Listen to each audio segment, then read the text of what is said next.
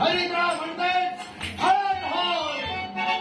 ज्या हळदीचं मी उधळण केलं त्या हळदीचं उधळण करून माझ्या मस्तकाला चर्चित केली.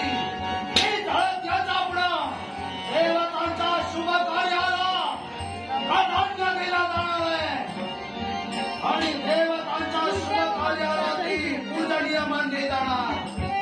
देवतांच्या कार्याला पूजनीय ठरली त्या स्थानाला याचा पुढं हनुगुंठा हनुगुंठा हनुगुंठा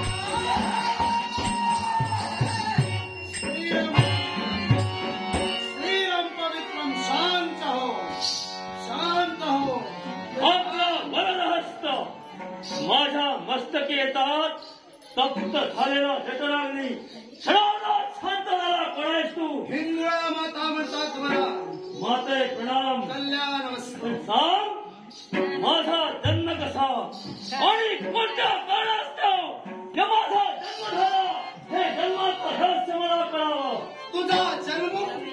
तुला जन्म देणारी माता पिता मीच आहे. तुला जन्म देण्याचं कर्तव्य केलं ते वैराच्या नाशासाठी. पण या विश्वाच्या ठाई ठाई तुझा जन्म झालाय म्हणून तुला नाव हवंय आणि तेच नाव या ठिकाणी तुला दिलं जाणार आहे. ऐकूया हे लबाडा, तुला दुसऱ्याला नाव ठेवण्याची सवय आहे.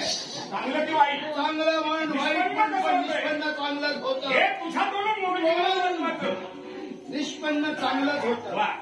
ठेव याला नाव. आई क्रोधमुक्त तू केलंय आणि या क्रोधमुक्तात घडलं काय? तुझा